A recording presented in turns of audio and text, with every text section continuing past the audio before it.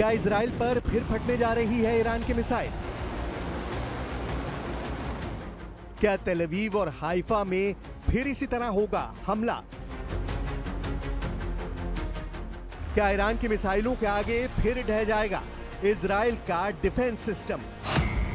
Israel के पूर्व रक्षा मंत्री एविगडोर लिबरमैन ने कहा है कि ईरान इजराइल से बदला लेना चाहता है, इसलिए इजराइल को ईरान पर फिर से पहले हमला कर देना चाहिए। इसमें कोई शक नहीं है कि नेतन्याहू बहुत दबाव में है। एविगडोर लिबरमैन जिस तरह से ईरान को ललकार रहे हैं, उससे लगता है कि नेतन्याहू को कोई फैसला लेना होगा, क्योंकि अब इजराइल के अंदर से ईरान से फिर युद्ध करने का प्रेशर बढ़ने लगा है। लिबरमैन इजराइल में विपक्ष की पार्टी इजराइल बेतेनू के प्रमुख हैं। उनका कहना है कि ईरान को रोकने के लिए इजराइल के पास कोई और रास्ता नहीं है, इसलिए ईरान के परमाणु और मिसाइल ठिकानों को पूरी तरह बर्बाद कर देना चाहिए, और ये भी कि वो खुद मोसाद से कहेंगे कि ईरान में सत्ता बदलने के लिए काम किया जाए। लिबरमैन दावा कर रहे हैं कि अगर वो इजराइल के प्रधानमंत्री होते तो ईरान पर हमला कर देते, और नेतन्याहू को भी इस वक्त ऐसा ही करना चाहिए। वैसे 13 जून को ईरान पर हमला करके नेतन्याहू ने यही करने की कोशिश की थी, और वो अपने मिशन में पूरी तरह फेल साबित हुए हैं। लेकिन लिबरमैन जिस तरह से नेतन्याहू को युद्ध के लिए उकसा रहे हैं, उससे साफ है कि ईरान और इजराइल के बीच बहुत खतरनाक युद्ध का खतरा फिर से मंडराने लगा है। एविगडोर लिबरमैन 2001 से इजराइल की सरकारों में मंत्री रहे हैं। 2006 में वो पहली बार उप प्रधानमंत्री बने। 2009 में वो पहली बार विदेश मंत्री बने। 2016 में लिबरमैन पहली बार रक्षा मंत्री बने, और 2021 में 1 साल के लिए वित्त मंत्री भी रहे हैं। लेकिन अभी वो इजराइल के विपक्ष में है, यानी नेतन्याहू के विरोधी हैं। लेकिन अब उनकी बातों में ईरान को लेकर जो वार्निंग है, वो बार बार बता रही है कि इजराइल और ईरान के बीच युद्ध अभी खत्म नहीं हुआ है, यानी ये सीज फायर किसी भी वक्त टूट सकता है। इजराइल के पूर्व रक्षा मंत्री एविगडोर लिबरमैन कह चुके हैं कि जख्मी शेर को छोड़ना नहीं चाहिए, ईरान से फिर युद्ध होगा। यानी इजराइल ये मानता है कि ईरान एक जख्मी शेर है और उसके लिए बहुत बड़ा खतरा भी। ऐसा इसलिए भी है क्योंकि 22 जून को ईरान के 3 परमाणु अड्डों पर अमेरिका और इजराइल की जो ज्वाइंट स्ट्राइक हुई, वो पूरी तरह नाकाम साबित हुई। ये बात सबसे पहले रूस ने बताई थी, और अब इजराइल भी मानता है कि 400 किलो संवर्धित यूरेनियम ईरान ने बचा लिया है, और उसका दावा है कि इसी यूरेनियम से वो एटम बम बनाने की तैयारी कर सकता है। लेकिन इजराइल के पूर्व रक्षा मंत्री, वित्त मंत्री और विदेश मंत्री के साथ पूर्व प्रधानमंत्री रहे एविगडोर लिबरमैन को सबसे बड़ा खौफ ईरान की मिसाइलों से लग रहा है। लिबरमैन का कहना है कि मैं सबसे ज्यादा ईरान की बैलिस्टिक मिसाइलों को लेकर परेशान हूं। ईरान की सिर्फ 26 मिसाइलें इजराइल पर गिरी हैं, और उन्होंने बेतहाशा तबाही मचाई है। ईरान अब भी बड़े हमले की तैयारी कर रहा है, क्योंकि उसके पास हजारों मिसाइल हैं। क्या होता अगर इजराइल पर सिर्फ 26 नहीं बल्कि 260 मिसाइल गिरती, कितनी तबाही होती। ईरान ने इजराइल के खिलाफ करीब 600 मिसाइल दागी थी, 1000 से ज्यादा ड्रोन लॉन्च किए थे, और इन हमलों में इजराइल के 29 लोगों की मौत हुई, जबकि 3000 से ज्यादा लोग घायल हुए। उनके मुकाबले में इजराइल ने ईरान में 900 टारगेट्स पर 4000 से ज्यादा बम गिराए, और इन हमलों में ईरान के 1060 से ज्यादा लोगों की मौत हुई। लेकिन इजराइल के शहरों और खासकर मिलिट्री अड्डों पर जिस तरह से ईरान की मिसाइलें गिरी, उसने इजराइल के मिसाइल डिफेंस सिस्टम को पूरी तरह नाकाम साबित किया। इसके बाद सीज फायर से पहले ईरान ने कतर में भी अमेरिका के मिलिट्री बेस को नहीं बख्शा। यानी ईरान ने बता दिया कि अगर उस पर हमला हुआ तो जवाब जरूर मिलेगा।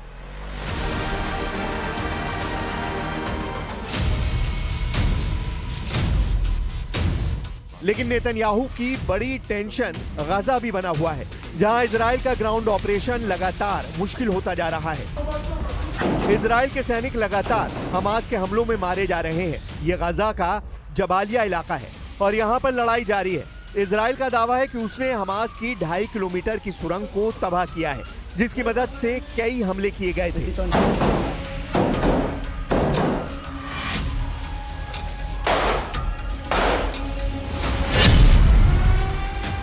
लेकिन गजा में इजराइल के ऑपरेशन और बमबारी का दूसरा सच ये भी है कि अब तक 59,000 लोगों की मौत हो चुकी है, जबकि 23 बंधक अब भी हमास के कब्जे में है। और 600 दिन का युद्ध अभी तक ना तो हमास खत्म कर पाया है और ना ही उससे बंधकों को छुड़ाने में इजराइल की सेना कामयाब हो पाई है। तेल अवीव में लोगों ने अमेरिकी दूतावास पर प्रदर्शन किया और ट्रंप से कहा कि वो किसी भी सूरत में सीज फायर कराएं। गजा में हालात भूखमरी के हैं, लाखों लोगों को खाना नहीं मिल रहा। बमबारी के बीच इस तरह की जिंदगी मौत से बदतर होती जा रही है। गजा के लोग पूरी तरह एक कोने में धकेल दिए गए हैं, जहां ना उनके सामने खाने के लिए कुछ है ना पीने के लिए, जबकि आसमान से कब बम गिरेगा ये सिर्फ इजराइल की सेना को मालूम है।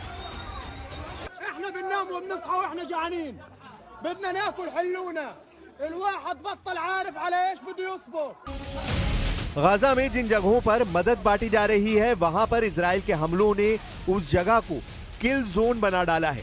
यहां अहमद सिंधी नाम के एक फिलिस्तीनी शख्स की उस वक्त गोली लगने से मौत हो गई जब वो अपने परिवार के लिए खाना लेने गया था।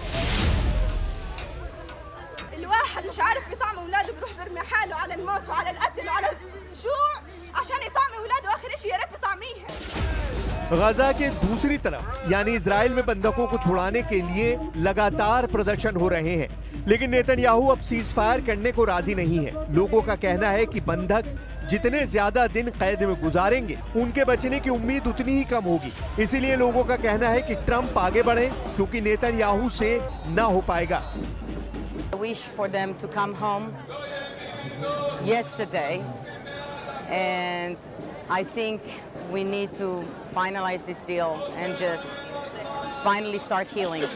די לסבל, עכשיו זה הזמן, ומי שיכשיל את העסקה יישא בתוצאות חמורות.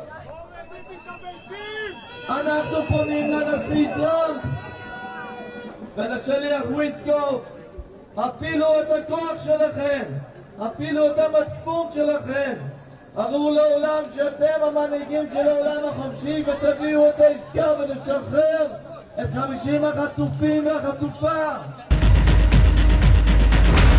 लेकिन इस वक्त इजराइल में सरकार का फोकस ईरान और बाकी मोर्चों पर है। नेतन्याहू पर विपक्ष लगातार दबाव बना रहा है। वैसे ईरान से आई एक वार्निंग नेतन्याहू के होश पहले ही उड़ा चुकी है और डर परमाणु हमले का भी बढ़ने लगा है।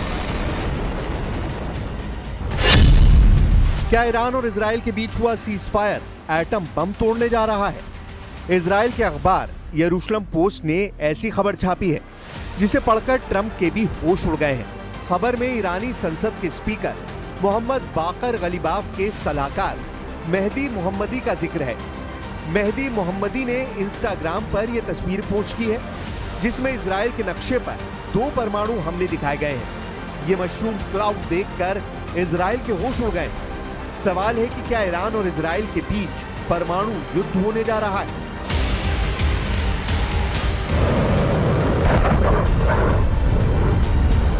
इजराइल पर हुए ईरान के मिसाइल हमले 1 महीने पुरानी बात है। 13 जून को ही इजराइल ने ईरान पर हमला करके वहां की मिलिट्री लीडरशिप को खत्म कर दिया था। लेकिन इसके बाद ईरान ने ऐसा मिसाइल अटैक किया कि इजराइल में छुपने के लिए बंकर भी कम पड़ गए। ईरान की मिसाइल हाइफा में गिरी, तेल अवीव में गिरी और उसके ऐसे ऐसे मिलिट्री अड्डों को टारगेट किया जिसका अंदाजा नेतन्याहू को क्या ट्रंप को भी नहीं था। लेकिन सच यह है कि ईरान और इजराइल के बीच युद्ध की चिंगारी फिर से फूट पड़ी है। इजराइल के प्रधानमंत्री बेंयामिन नेतन्याहू ने अमेरिका की मीडिया को इंटरव्यू दिया है और उसमें साफ साफ कहा है कि ईरान अब इजराइल के खिलाफ परमाणु हमला करना चाहता है। नेतन्याहू ने कहा है कि हिजबुल्लाह की लीडरशिप खत्म करने के बाद ही ईरान ने यूरेनियम संवर्धन की रफ्तार बढ़ा दी थी और ईरान इजराइल को मिटाना चाहता है। ईरान और इजराइल दोनों तरफ युद्ध की चिंगारी फूट पड़ी है। जून में हुई 12 दिन की जंग के बाद अब जुलाई में युद्ध का अलार्म बजने लगा है।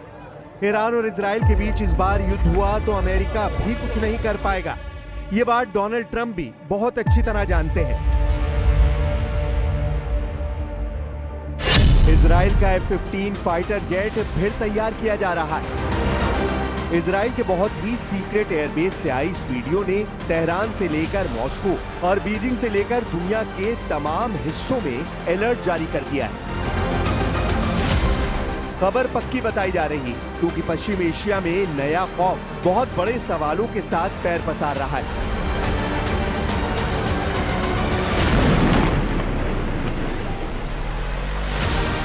क्या इजराइल और ईरान का युद्ध फिर शुरू होने जा रहा है? क्या हमला जुलाई महीने में किसी भी वक्त शुरू हो सकता है? और क्या इस बार ईरान और इजराइल के युद्ध को कोई नहीं रोक पाएगा? क्या ईरान पर बमबारी के लिए डोनाल्ड ट्रंप ने नेतन्याहू का हथियार गोदाम फुल रिचार्ज कर दिया है? क्या जुलाई में नेतन्याहू की एयरफोर्स फिर एक्टिव होगी और जो युद्ध जून में रुक गया वो अब जुलाई के महीने में सभी रिकॉर्ड तोड़ देगा? ईरान और इजराइल का युद्ध किसी भी वक्त फिर से शुरू हो सकता है। इसके दो बड़े सिग्नल मिल चुके हैं। पहला सिग्नल, ईरान ने संयुक्त राष्ट्र की परमाणु निगरानी संस्था AIEA के साथ सहयोग को बंद करने का ऐलान किया है। अब आशंका है कि निगरानी खत्म होने पर ईरान का परमाणु कार्यक्रम बिना किसी जांच के आगे बढ़ेगा और ईरान अपने 400 किलो यूरेनियम से 10 परमाणु बम बना सकता है। दूसरा और सबसे बड़ा सिग्नल, इजराइल को अमेरिका से 4,500 करोड़ रुपए के हथियार सप्लाई होने वाले हैं। अमेरिका की इस मिलिट्री मदद में इजराइल को 7,000 बंकर बस्टर बमों के लिए JDAM गाइडेंस किट मिलेगी, यानी joint direct action munition guidance kit. इसमें 3,845 किट ऐसे होंगे जो 2,000 पाउंड के BLU 109 बंकर बस्टर बम पर लगाई जाएंगी, जबकि 3,280 किट ऐसी होंगी जो 500 पाउंड के MK82 बम पर लगेंगी। ये ट्रंप का नेतन्याहू को सीज फायर वाला तोहफा बताया गया है, लेकिन सच ये है कि 7,000 बंकर बस्टर बम एक नए युद्ध की शुरुआत कर सकते हैं। सीज फायर के बाद ही इजराइल की एयरफोर्स खुद को ऐसे बमों से लगातार लैस करती जा रही है। अमेरिका अब इजराइल को 7,000 से ज्यादा बंकर बस्टर बम दे रहा है। ये बम आसमान के रास्ते भी पहुंचाए जा रहे हैं और समंदर के रास्ते यानी कार्गो शिप से भी इजराइल को सप्लाई किए जा रहे हैं। ये एक तरह से इजराइल और अमेरिका के बीच बम हाईवे बना दिया गया है, जिसके टारगेट पर ईरान ही नजर आ रहा है। ये डोनाल्ड ट्रंप का नेतन्याहू को बहुत बड़ा और धमाकेदार तोहफा है। डर यह है कि इस तोहफे के पीछे ईरान से युद्ध का दूसरा राउंड लड़ने की तैयारी कर ली गई है। यही वजह है कि इजराइल की एयरफोर्स फिर से सुपर एक्टिव मोड में है। इजराइल के एयरबेस पर लगातार काम चल रहा है। यह है अमेरिका से सप्लाई किया गया MK84 बंकर बस्टर बम। इसी बम से इजराइल ने अब तक गजा के कोने कोने को मिट्टी में मिलाया है और ईरान पर भी ऐसे ही बमों से हमले किए गए हैं। लेकिन जुलाई को लेकर ट्रंप और नेतन्याहू की जो तैयारी है वो एक लंबे युद्ध की तरफ इशारा कर रही है। 2000 पाउंड या फिर 900 किलो के इस बम की ताकत क्या है, आप इन धमाकों को देखकर समझ सकते हैं। जब ये बम गिरता है तो ऐसा धमाका होता है जो पूरी बिल्डिंग को गिरा देता है।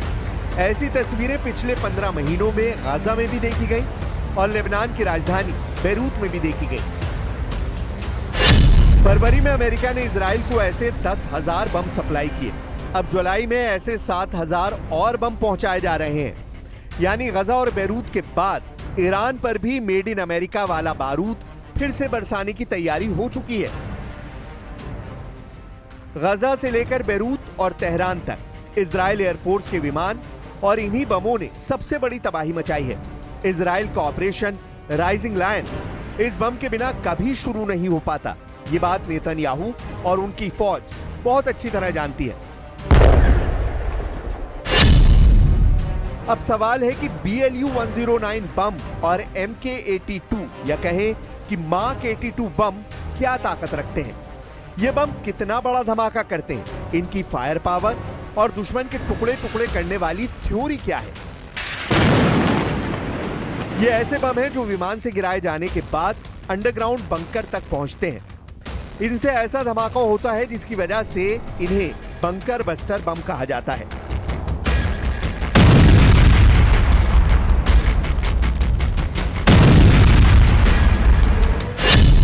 जब मार्क 82 बम फटता है तो 15 मीटर चौड़ा और 11 मीटर गहरा गड्ढा करता है।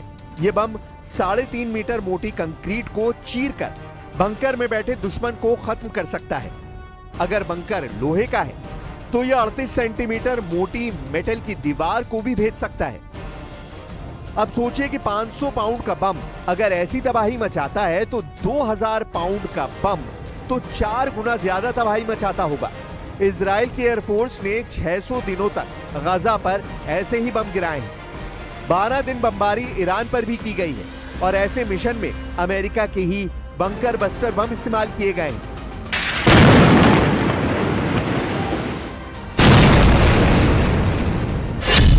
नेतन्याहू का सबसे बड़ा फोकस ईरान पर है। मुमकिन है कि अमेरिका की तरफ से आने वाले 2000 पाउंड वाले नए बमों से अब गजा पर हमले ना किए जाएं, बल्कि उनका पूरा इस्तेमाल ईरान को दहलाने में हो।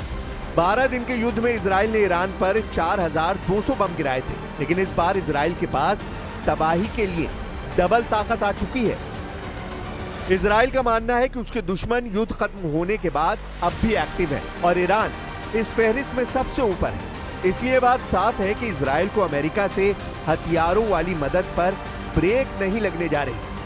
डोनाल्ड ट्रंप ने इजराइल की वॉर मशीन को लगातार ईंधन सप्लाई करने का फैसला किया है।